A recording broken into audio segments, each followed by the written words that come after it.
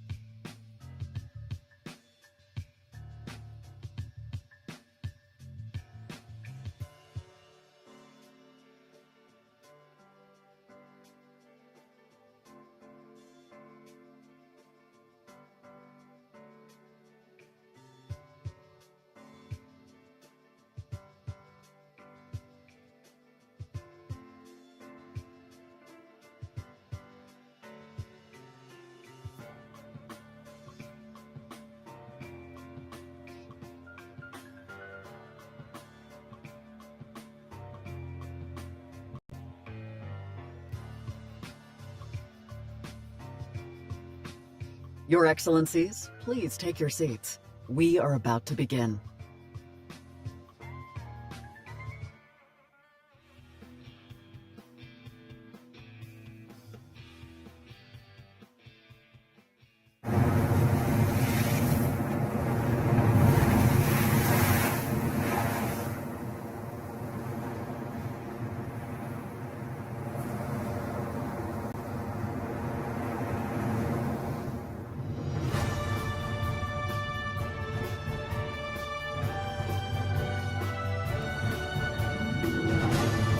Your Excellencies, the President of the United States.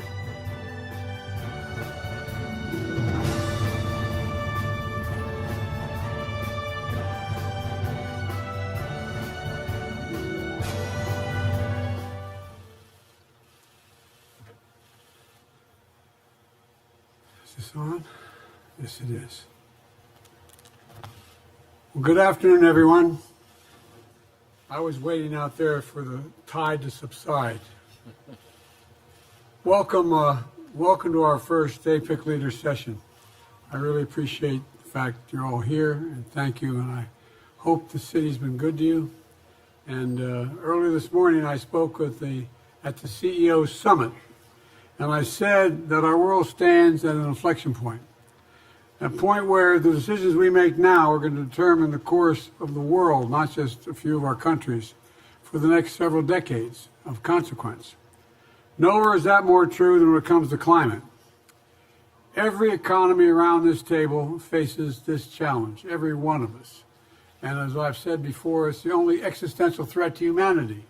We either get this right or there's not going to be a whole lot of people around to talk about it. Every economy is seeing signs of what's to come if we don't act. Droughts, floods, seas rising, temperatures rising, and more unpredictable weather patterns, and more and more unpredictable markets. As a region, we're responsible for the largest share of the region we're talking about here around this circular table. We're responsible for the largest share of global emissions. So we must also bear responsibility for the solutions while we still have time to change course. Earlier this week, I released the 5th U.S. Climate Assessment, mapping out what we've done and how far we have left to go. But the fact is, it's only together that we're going to be able to make any real progress. Any one of us can get to zero emissions is not going to change the world. We have to do it together. Only together can we keep the goal of limiting warming to 1.5 degrees Celsius within our reach. Here at home, I'm proud to say the United States is doing our part. 1 year ago, I signed what we call the Inflation Reduction Act, the largest investment in the climate fight ever, anywhere in the world. 2 years ago, I signed the Bipartisan Infrastructure Law, the biggest investment in infrastructure in American history, including what we call our clean power sector. And over the last 3 years, we've helped mobilize more than $500 billion in private sector investment, including to scale up technologies like offshore wind, advanced nuclear, clean hydrogen, direct air capture, and more. These investments not only put the United States on track to achieve our 1.5 degree aligned goal by cutting emissions by 50% by 2030, they're creating jobs, good paying jobs, jobs you can raise a family on. And they're helping lower the cost of clean energy and climate technologies for nations around the world by as much as 25% in some areas. But we can't stop here. We have so much more work to do. You all know, as well as I do, the impacts of climate change are being felt most by those who've contributed the least to the problem. You say that again. You know the impacts of climate change are being felt the most by those countries that contribute the least to the problem, including developing countries. We contributed a lot here in the United States over the last 300 years. That's why I'm working with our Congress to dramatically increase international climate financing. And this year, the world is on track to meet the climate finance pledge that we made under the Paris Agreement of $100 billion collectively. I've also asked Congress for another $25 billion to strengthen the role of the multilateral development banks in fighting the climate crisis, as well as starting with the World Bank. Because climate security, energy security, and food security, they're all related, as all of you know. I'm not telling you anything you don't already know. On top of this, we focused on ending deforestation. Forests are key to our future. In the United States alone, they absorb 10% of our greenhouse gas emissions as they stand today. We're also working with partners around the table to mobilize $1 billion to conserve the Amazon and other critical ecosystems in Latin America. You know, the Amazon is a great carbon sink. It absorbs more carbon from the air on a daily basis than the United States emits on a daily basis. And it should be preserved, and they need help in doing it. The United States also ratified the Kigali Amendment, which will drastically reduce the production of super potent HFCs.